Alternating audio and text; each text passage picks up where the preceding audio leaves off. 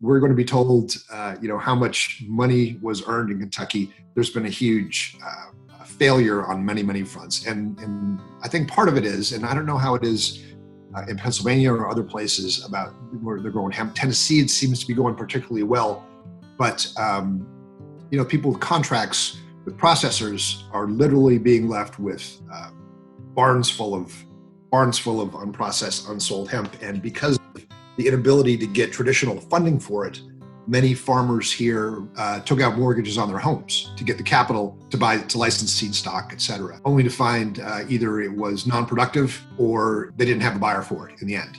And so people are in danger. And don't get me wrong, I'm a huge advocate of hemp, but the rollout in particular here in Kentucky has been particularly poorly done. That's Mike Broihier. He's a retired Marine lieutenant colonel and farmer in Kentucky, where he is a candidate in the Democratic primary for the Senate seat currently held by Republican Mitch McConnell. This is the Lancaster Farming Industrial Hemp Podcast. My name is Eric Herlock. So today's show ventures into politics a little more than normal. In my effort to cover the hemp industry's return to agriculture, I thought it would be illuminating to get a fresh perspective on hemp in Kentucky by talking with Mike Broihier. Mitch McConnell has been slightly mythologized in the history of hemp as the guy who made it happen for hemp farmers. First with the 2014 Farm Bill, and then with the 2018 Farm Bill. Industrial hemp. So today I thought we would slice through a bit of that Mitch mythology in this wide-ranging conversation with Mike Broihier. We'll take a quick sponsor break and be right back. This episode is brought to you by King's Agri-Seeds, your source for premium forage, cover crop, and now industrial hemp seeds. King's hemp lineup now includes both autoflower and photoperiod CBD varieties, as well as fiber and grain varieties too, all from industry leaders. So whatever hemp you're planning to grow this year, King's Agri-Seeds has got you covered. Call 717-687-6224 or visit kingsagriseeds.com/hemp for more information. Okay, welcome back. Now some nuggets of hemp news for you. Hemp Industry Daily is reporting that the USDA has recently provided federal lending guidance for hemp growers. The story says that federal ag officials have released new loan guidance for direct and guaranteed loans for hemp producers and to ensure the new commodity is recognized as legal through the USDA's Farm Service Agency. The new guidance provides additional detail for FSA lenders after the agency opened up eligibility for farm loans to hemp farmers with the release of the interim final rule last fall. HempGrower.com is reporting that 198 farmers applied for licenses in Ohio's first year of growing hemp. The number is lower than expected, but I'd say Ohio is off to a good start. And the Boston Globe is reporting that the USDA has approved Massachusetts' hemp program. Massachusetts is the 17th state to have its plan federally accepted. All right, welcome on board, Massachusetts. Okay, just one more thing before we get into the interview with Mike Broihier from Kentucky. So, next week, May 20th, I will be moderating a free webinar. It's a Q&A session about autoflower. The panelists include Steve Groff, cover crop coach and founder of hempinnovators.com, Joe Ullman, he's a plant breeder with Atlas Seed Company, and Ryan Power, he's an organic farmer from California. The webinar is free, as I said, you just have to register beforehand, and you can go to bit.ly/autoflower webinar to register for that. It'll be a Zoom call, so once you register, you will get the information to get on the call. It's next week, Wednesday, May 20th. It's at 2 p.m. Eastern, 11 a.m. Pacific. I'll have the registration link on the show page at lancasterfarming.com and also in the bio on LF Podcast Hemp on Instagram. All right, let's go to Kentucky and talk to Mike Broihier. Mike Broihier, welcome to the Lancaster Farming Industrial Hemp Podcast. I wonder if you could introduce yourself for us, please. My name is Mike Broihier. I'm a retired Marine Lieutenant Colonel. I'm married to a retired Marine officer, and we are farmers in Lincoln County, Kentucky. And we have been farming here since I retired from the Marine Corps in 2005. Okay. And I've done some other gigs along the way. When I was at active duty, I taught at the University of California for 3 years, but I also substitute teach in the Lincoln County Public Schools. And I had a great opportunity. I was a reporter and then a editor of our rural weekly newspaper for 5 years. Oh, wow. And,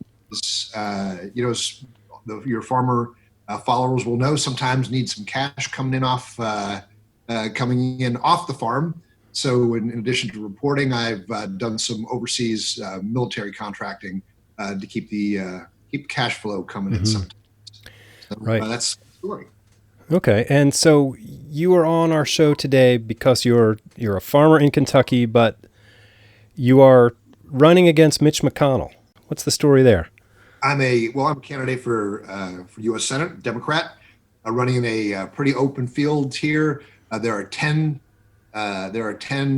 Democrat candidates, and there are actually 7 Republican candidates. So a total of 17 people vying for Mitch McConnell's seat. Kind of testimony to his unpopularity here in the Commonwealth. Yeah. Let's talk about that unpopularity. What are his poll numbers looking like at this point? Almost as bad locally as they are nationally, mid-30s. Wow. Okay.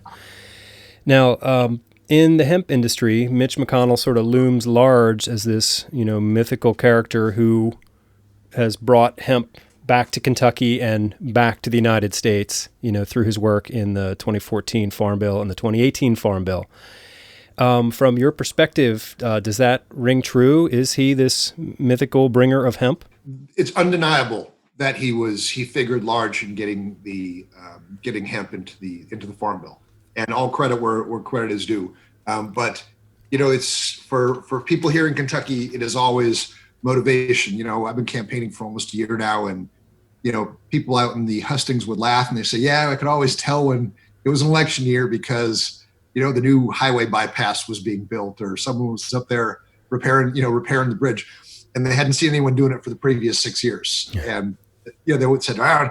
And so I don't think it's like anything else. I don't think Mitch McConnell cares about hemp or its benefits to the country and the world, or its benefits to farmers. He cares about his benefits to Mitch McConnell, and he will make cold calculation. And this was a cold calculation. And luckily, the fact that it helps out, medicinally, industrially, and agriculturally, that's great. But he doesn't do anything for nothing.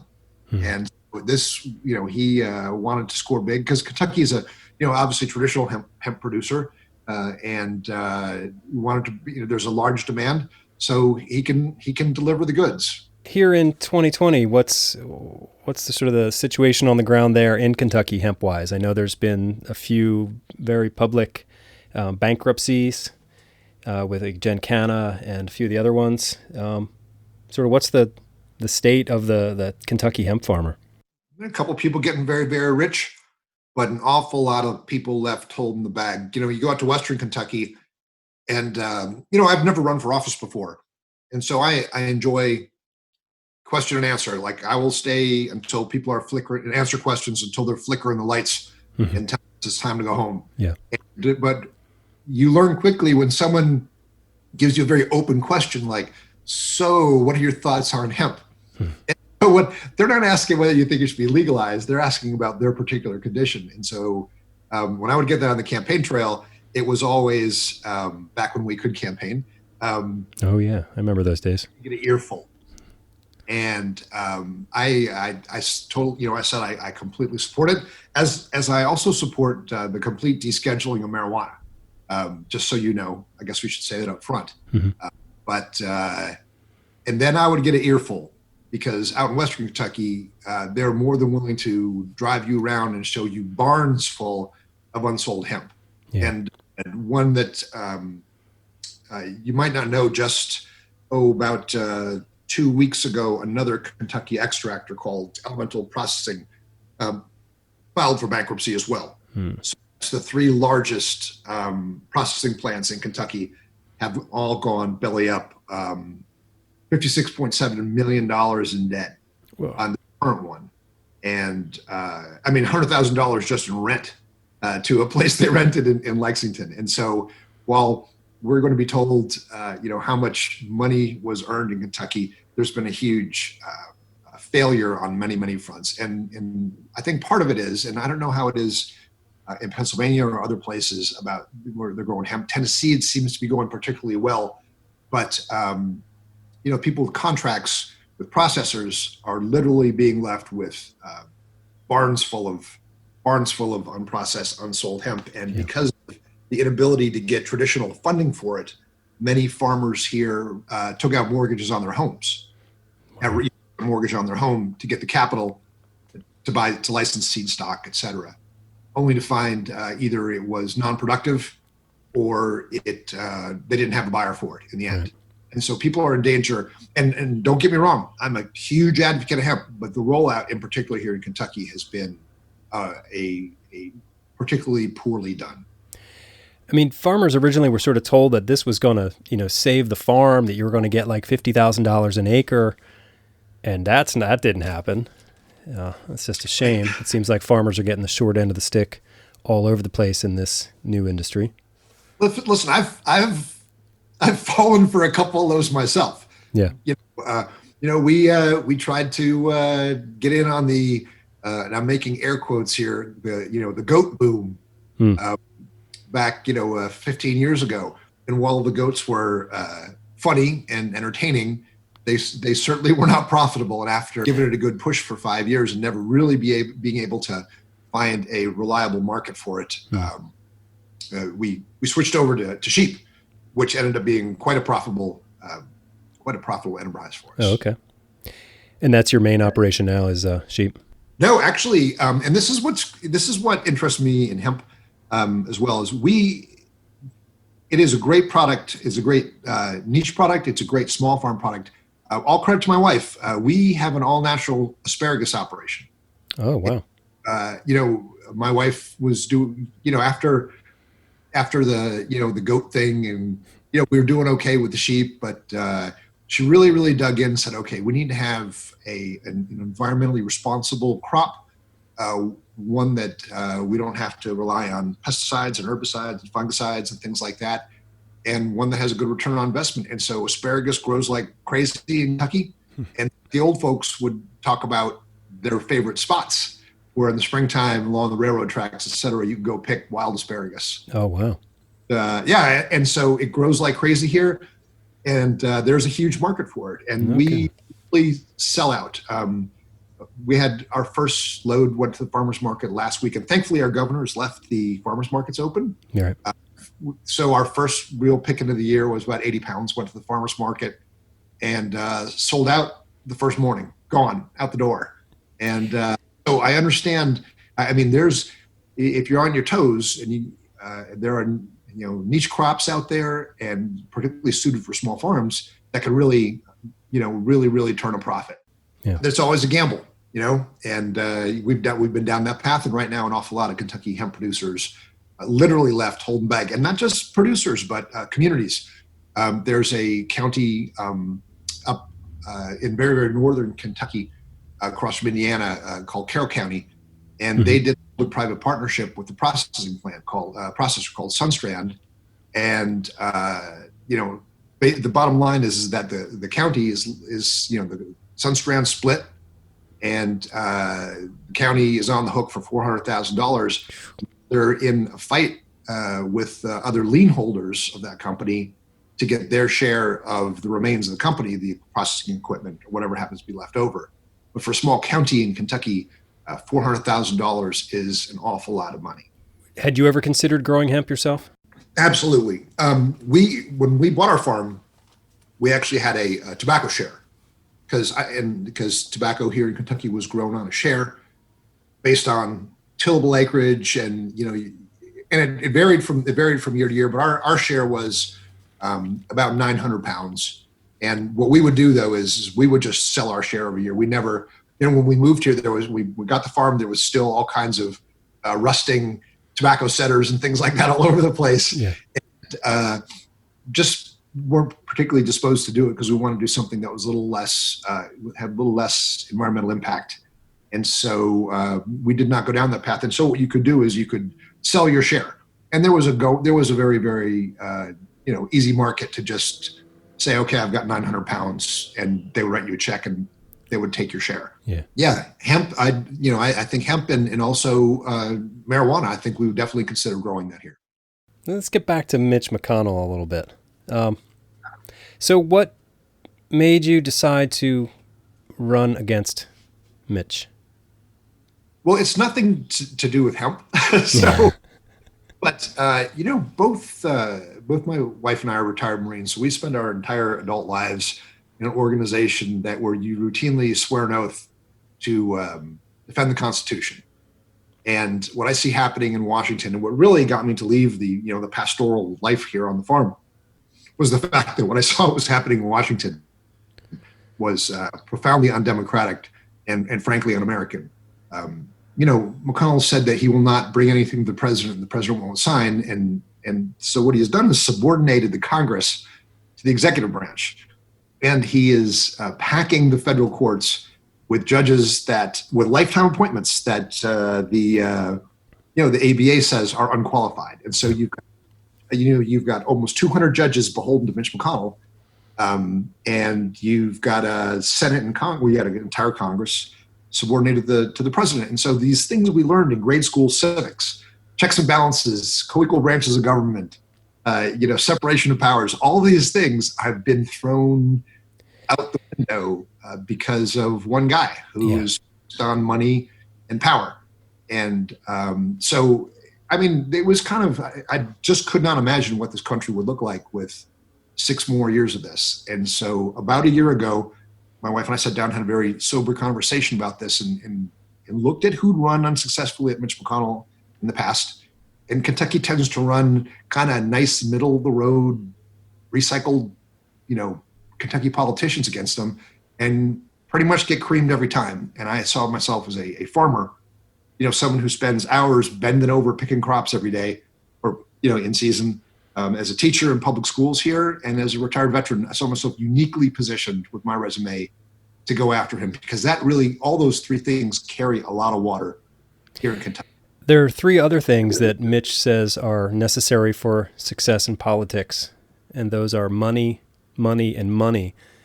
How are you sort of doing in fundraising to combat Mitch's well-oiled political fundraising machines? Well, I'm not going to raise as much money as Mitch McConnell. Just not going to happen. I mean, He has infinite dollars, and he will take as much from the Senate leader, his Republican Senate leadership PAC, and many of the other super PACs that are out there. He will take as much money as he needs to fight the game as he sees fit here in Kentucky. But my fundraising has been great. I earned 10 times more this quarter than I did in the previous quarter. I blew through my end of the quarter fundraising goals, but while it's important, almost all of my money is coming from Kentucky, and most of this and all of it is from grassroots donors. Right. They don't take any super PAC money, no dark money, no corporate lobbyist money. And if we get a check from a corporation, we put a nice note on it and say thank you very much, and send it back. Oh wow! And so if my fundraising stays on track, we have plenty of money to prosecute our campaign plan through the primary. And then honestly, he's so hated across the country, I'm not worried about fundraising past the primary. When is the primary in Kentucky? It's June 23rd. Okay. But as a reflection of how things are going on the ground, which is really truly the most important, in the last 10 days, I'd picked up endorsements from several chapters of Indivisible, which is the biggest grassroots organizing group here in Kentucky and probably nationwide. So I picked up a couple chapters, and then today, just this morning, actually before you and I were recording, we announced that the statewide chapter of Kentucky Indivisible has endorsed me, which is huge. Congratulations! Yeah, actually, I saw that on your Twitter feed a little bit ago. Oh, good, because I haven't seen it yet. So I know it was kind of embargoed, I guess, until noon or something like that. But okay. I don't watch the Twitter feed really, but I was glad they got that out. But it really is big, and it will mean a lot for not just fundraising, but actual activists. Because we had a gubernatorial election in 2019, and replaced a very, very hostile Republican government with a guy who was just last week rated the best in response to the COVID-19 pandemic, but he won by less than 6,000 votes. Yeah. And having done the math, that's less than 3 votes per precinct. And that was gotten by people knocking on doors, making phone calls, sending text messages, and writing postcards. It helped that the previous governor had vilified and criticized and literally insulted teachers. I mean, if there's any group in Kentucky you don't go after, it's probably teachers and preachers. Yeah. And he went out of his way to try to bully them and intimidate them, and the backlash was huge. But what really happened is that these grassroots organizations are really, really empowered. And after the election, when you think they'd been taking a victory lap, and I'd go visit them at their headquarters, they would literally have plaque maps spread out on the floor, and they were going through literally vote by vote, precinct by precinct, and saying, "Okay, we missed this spot. How do we get in? How do we?" And of course, the big challenge is going to rural areas. You can knock a heck of a lot of doors in the suburbs, but my mailbox is a quarter mile away. It comes down our driveway unless it's our rural postal carrier, the UPS guy. Right. So the grassroots is incredibly important, and the good thing is they've got a very, very recent example of how they've gotten a true taste of what they can do. Yeah. There was a fascinating article in the New Yorker, I guess last week, written by Jane Mayer, sort of a profile on Senator McConnell. And this one part sort of jumped out at me. She's talking about Norman Ornstein. He's a political scientist specializing in congressional matters at the conservative-leaning American Enterprise Institute. And he's quoted here saying that McConnell will go down in history as one of the most significant people in destroying the fundamentals of our constitutional democracy. There isn't anyone remotely close. There's nobody as corrupt in terms of violating the norms of government. And when you said, as a Marine, you take an oath to defend the Constitution, I imagine as a senator, you take a similar oath. So yeah, what's your take on that quote? Well, we all saw him take an oath to be an unprejudiced juror in the impeachment trials. Yeah. Right. So we know what his oath means to him. I mean, it doesn't mean nothing. I mean, he literally laughed about it, you know, and that, I felt when that article came out, Eric, was that I kind of felt that I'm glad someone else was saying it, because I've been saying it since last July. It was literally the reason I came off the farm. Easiest thing to do and we run a sustainable operation here. The things you'd expect: chickens, pigs, et cetera. We trade for fresh milk and things like that. My wife makes soap. I make beer and wine. The easiest thing to do would have been to push that gate shut and say, we're going to be okay. We'll be all right. Right. Just hunker down here and wait for it to blow over. Maybe. Right. That is absolutely not my character. And so I'm not I'm not trying to make this sound like a big sacrifice, but I saw this as an existential threat. And people always ask the ego question, like, who the heck are you to do this? And I'm like, well, no one else with a real chance has stepped up. Yeah. And people say, well, he's going to do terrible things to you. And then my wife and I kind of laugh because, we've been yelled at by professionals in the Marine Corps. We've been called things that are certainly not repeatable on a family program like this. Yeah. And so it's, the tough guy thing. Mitch McConnell said that this election is going to be a knife fight in an alley. I sincerely doubt that Mitch McConnell's ever been in a fight for his life. Or an alley. Well, I don't know about that. That might be a story for another show. He may have seen a few alleys in his life. Yeah, there's a quote in that same article that, his approach to campaigning is if they throw a stone at you, you drop a boulder on them. So I imagine that whoever wins that primary is kind of in for the full brunt of, I don't know, whatever that much money can buy. Well, yeah, I think, but it's going to have to be something that somebody makes up. My life is pretty much an open book. When you're an editor of a newspaper for, you spend 3 years writing editorials, pretty much every opinion you have is in plain view. Right. Someone has already accessed or attempted many times to access my military records, because I get an alert every time it happens. And it says, was this you?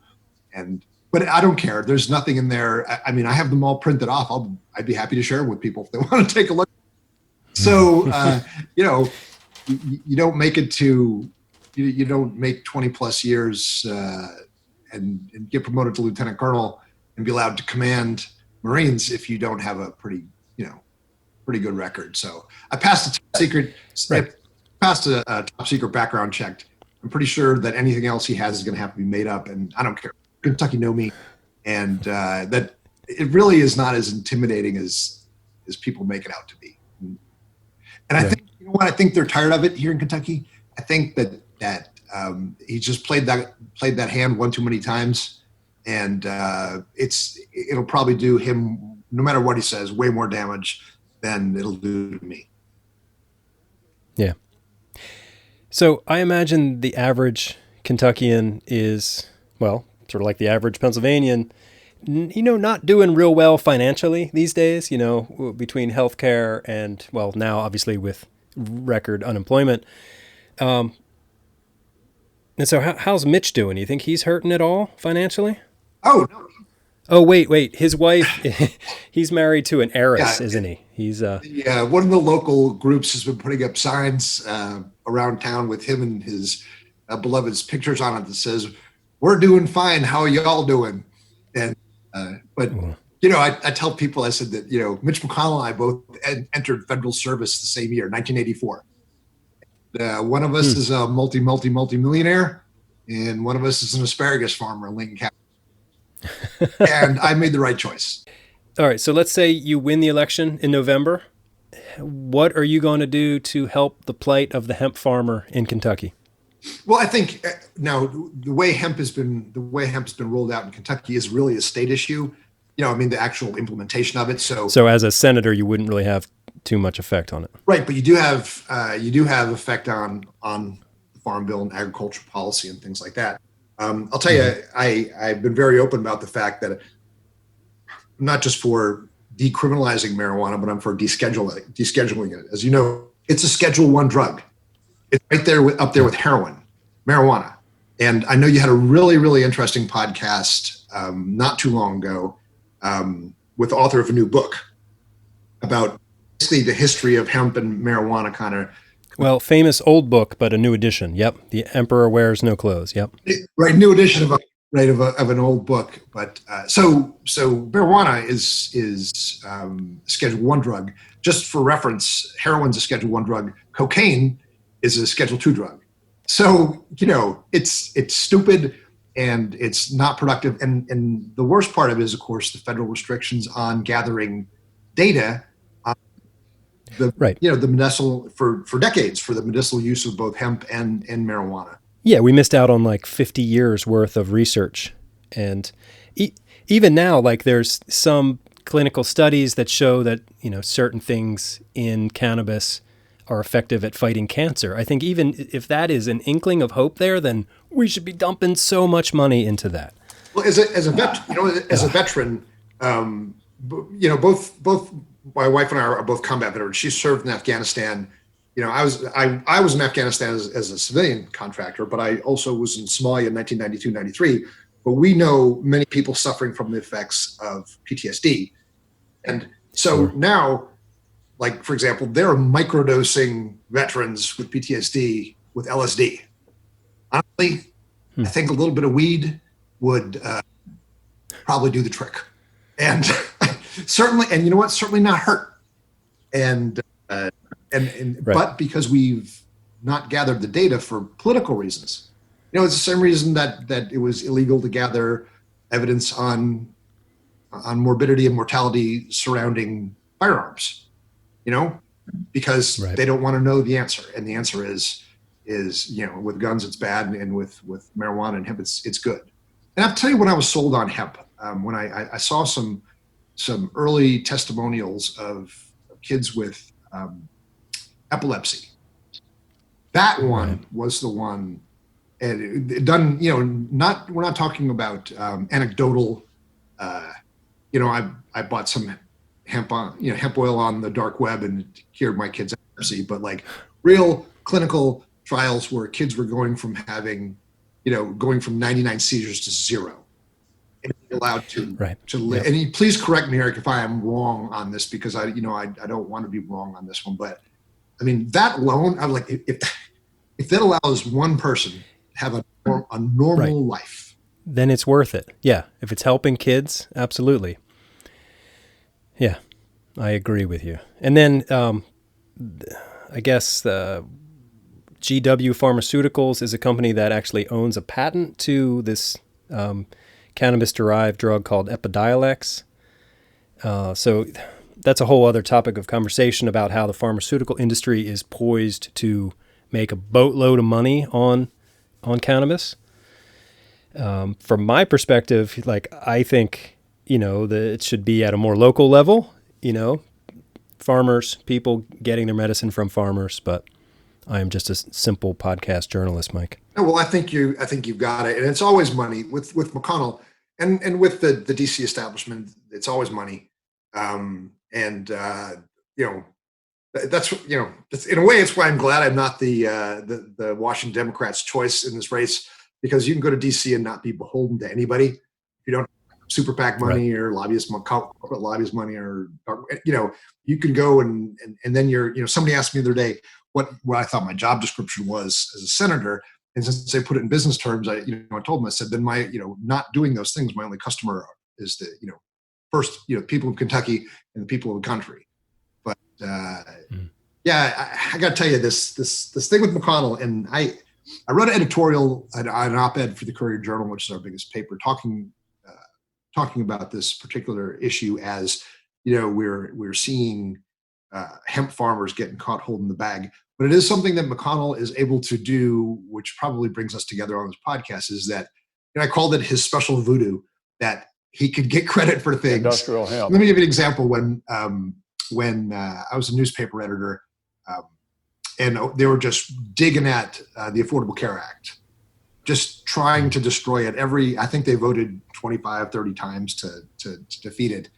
And so I'd ask readers, I'd say, what do you think about the Affordable Care Act? And they would say, well, we don't need that Obamacare because Mitch McConnell got us Connect. And Connect was the ACA exchange in Kentucky. So literally they were happy. And like I said, it is his special voodoo that, so people would say, we don't need that Obamacare because Mitch got us this. Literally, it was Obamacare that he was sworn to destroy. Right. So, and that's why I feel like it's important to speak out. And I think hemp is a great product for Kentucky. I think it's a great fit.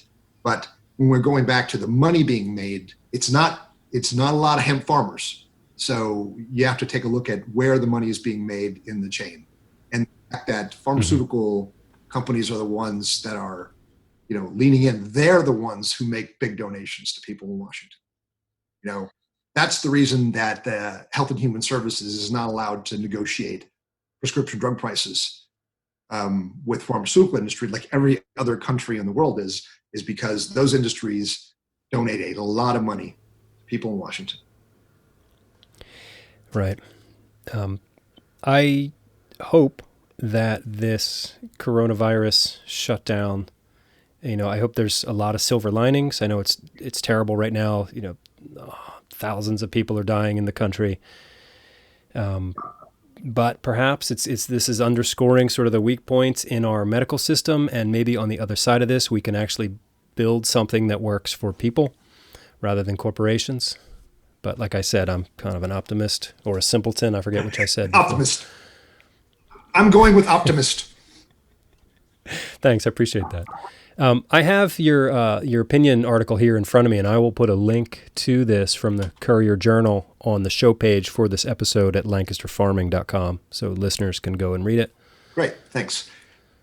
And you have to tell you, it came for some abuse. I think one of the local newspapers that has never bothered to interview me said, "What's Mike Broihier smoking out there in Lincoln County?" or something. But, I don't care. And the idea was to expose the fact that Mitch is very, very good at taking credit for things and not being around when they go sour. Mm-hmm. And again, the implementation here in Kentucky is a state issue. But, there was a guy who ran for ag secretary who became a friend of mine. His name's Haley Conway. And he's all for hemp, but he was like the lone voice in the wilderness saying, we need to do this right. We need to make sure that we are protecting the farmers and that they are not, going down another path where they're going to be left holding the bag. Because ultimately, it's the farmer with, Right. with a field full of beans, or cows they can't sell, or chickens they got to slaughter, or hemp they can't sell, and they will lose their farm. The big farms, as you well know, they can take a hit for a season. Sure. But a small farm, particularly one without access to traditional funding, that's it. Your farming career is over. You're done. And when you say traditional funding, it's pretty well known in the hemp industry that still there's no good banking, right? That's what you mean by that. Yep. Yeah. And that goes back to the stigma of marijuana, and it's scheduled as a Schedule 1 drug. Yeah, Schedule 1 drug. Thank you. But that's also a function of the federal government. I was reading an article before we started recording about how angry law enforcement officers are about hemp, because they're having a hard time discerning hemp and marijuana. And I'm thinking, well, there's an easy solution there. Exactly. I'm glad I'm not the only one. Sometimes you wonder if you're taking crazy pills.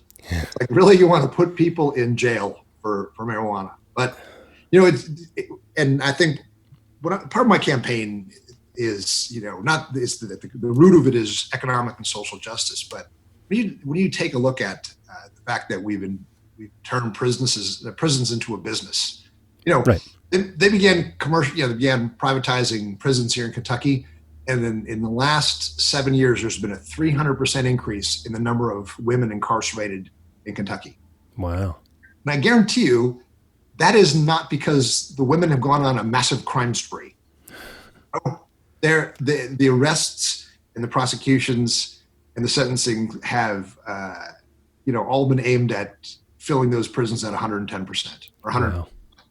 And so all these issues are basically tied to. Yeah, when you've got, a financial incentive to fill the prisons, and then you just look at historically what the war on drugs has done to Americans, and specifically communities of color. Yes. It's decimated generations. Yeah.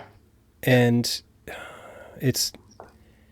I don't know if this is going out on a limb here, but if you're incarcerating tons of people, they're going into these private prisons who I imagine the prisoners are then working for companies, doing some kind of work. And isn't there a word for that? Slavery. Isn't that a type of slavery? It is. And it's, and the thing is, though, people who defend this system like to say that they're, the one thing I get that people say, well, I'm a socially I'm liberal, but I'm a fiscal conservative. Mm-hmm. And, when you incarcerate somebody at a cost of $24,000, a nonviolent criminal, not a threat to themselves, not a threat to the general public, you incarcerate them at a cost to, say, in Kentucky, like $24,000 a year, which is cheap. It's a lot more expensive in other parts of the country, at the cost of the taxpayers. But not only is that person is not working, they're not producing, they're not paying taxes or kicking to Social Security, they're not taking care of their family, and they also are entering the system where the likelihood of them going right back into that same system is really, really high. And that's why I think that we need to decouple, the words prison and industry. Just like, profit and education shouldn't be in the same sentence, I don't think, either. Yeah. Yeah, I remember as a kid growing up in I guess it was the early 80s when I started to notice it. It's like everything sort of became so profit driven. And then by the 90s, you were hearing well, this library isn't profitable, so, we got to do something about it. Well, it's a library. It's for the general good of the people. Why does it need to be profitable? Again, naive, optimistic simpleton. I just keep adding things to my description here, Mike. Well, take that example that you said, you just gave, and take a look what's being done to the post office. Yeah. And since I'm assuming almost all your listeners are probably at least involved in agriculture, many probably live in rural areas. Mm-hmm. Rural postal carriers are incredibly important.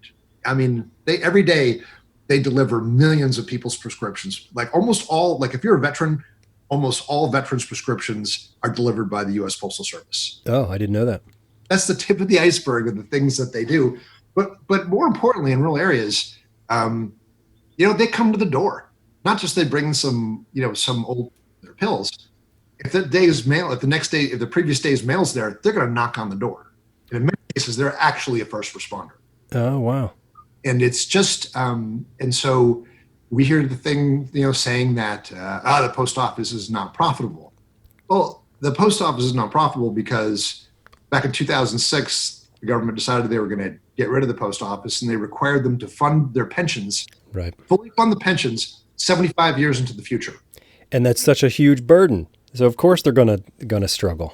They are literally funding pensions for postal carriers who haven't been born yet. And it's the only government, and it was because the decision was made in 2006 that that's the way it's going to be. And they have the first burden put on them to make them unprofitable. And it's so important, just, to your example, the public library, it's for the common good. And there are some things that are worth paying for. And though libraries are not in the Constitution, one of the original institutions in the Constitution is the post office. Right. There's one of the few entities outside of the executive, the judiciary and the legislative branches, the one that actually prescribed to exist is the Postal Service. And yet people want to destroy it. And particularly for us who live in rural areas, it is just an incredible part of our life. Yeah. We've been way off hemp here, my friend. No, that's okay. That's okay. I was actually going to start talking about Ben Franklin there when you brought up the Postal Service and the libraries. Yeah. My wife's a huge Ben Franklin fan. So am I. Your wife and I have that in common. We dressed our son up as Benjamin Franklinstein one year for Halloween. I love when Halloween costumes take two good costumes and smash them together. I love it. Yeah. Huh. Well, put your wife on. Let's talk about Franklin. No. She's probably out picking asparagus, actually. Well, I'm in here in comfort. Well, Mike, any final words to our listeners about your campaign or hemp? All I can say is this: is that I support hemp farmers. When I go to DC, we'll sort out this banking end of it. And as I've said several times, I'm for descheduling marijuana and making access to hemp, particularly the financing part of it, the banking part of it.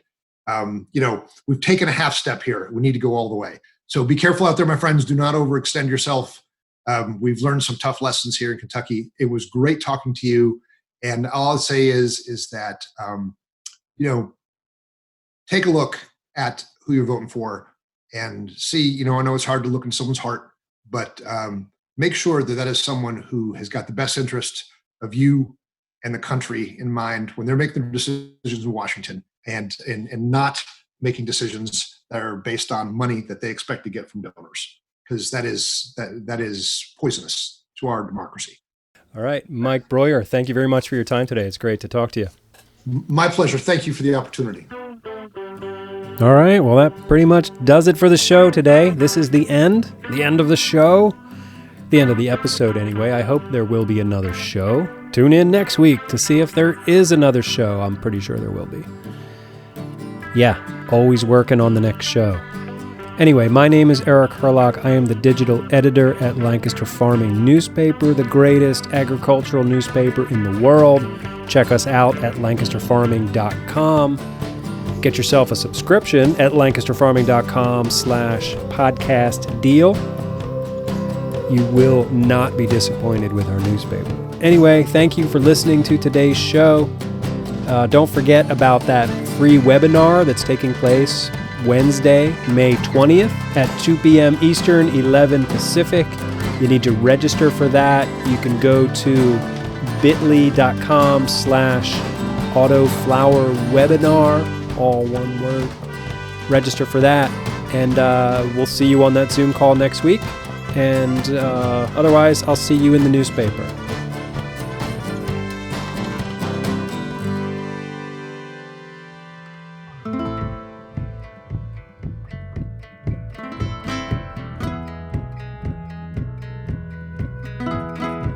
Episode 85 of the Lancaster Farming Industrial Hemp Podcast is copyright 2020 by Lancaster Farming Newspaper, which is part of the Steinman Communications family.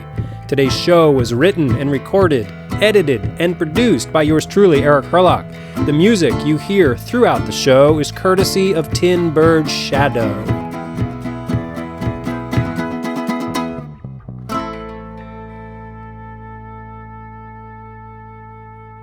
Industrial hemp.